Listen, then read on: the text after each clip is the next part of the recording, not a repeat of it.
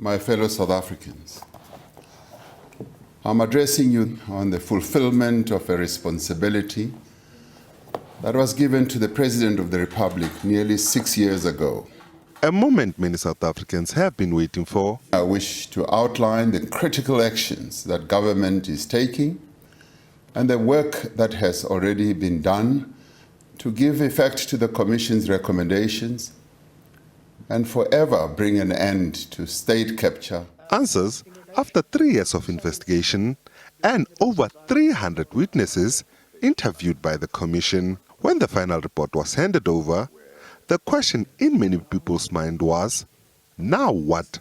Addressing the nation, President Cyril Ramaphosa reiterated that state capture had robbed ordinary South Africans of a bright future.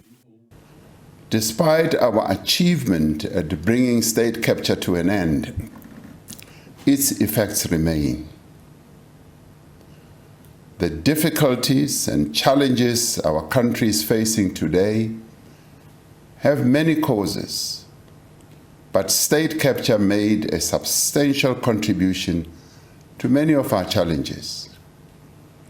When we do not have enough locomotives to carry goods to our ports, when our power stations fail, when our national airline closes routes and cancels flights, when the employees of a state-owned enterprise are not paid, and when our security services are slow to respond to public unrest, we feel the hand and effects of state capture. Now, to ensure that the recommendations of the Commission come to effect, the President has called for a national effort. The response to state capture must be a national effort. President Ramaphosa says the capturing of the state was deliberate and well orchestrated. State capture was facilitated by a deliberate effort to subvert and weaken law enforcement and intelligence agencies so as to shield and sustain illicit activities, avoid accountability, and to disempower opponents. The President also announced that, thus far, law enforcement agencies have been granted preservation orders to the value of 12.9 billion rand. 2.9 billion rand stolen has also been recovered, while SARS has collected 4.8 billion rand in unpaid taxes.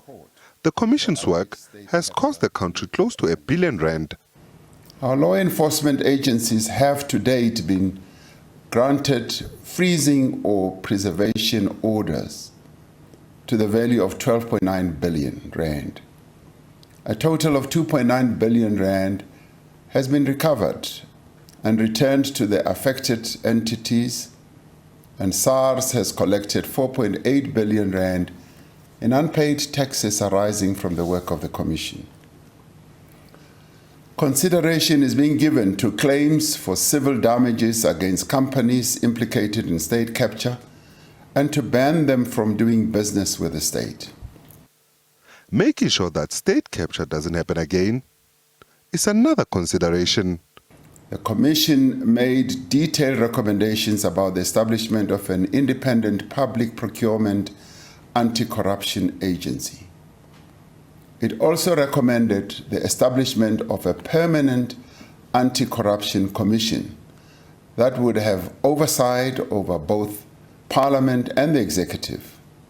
Meanwhile, an eye is kept on a further 595 individuals and 1,044 entities that have possibly benefited from the illegal flow of funds from state capture. Ntlanhla Khatlani, SABC News, Johannesburg.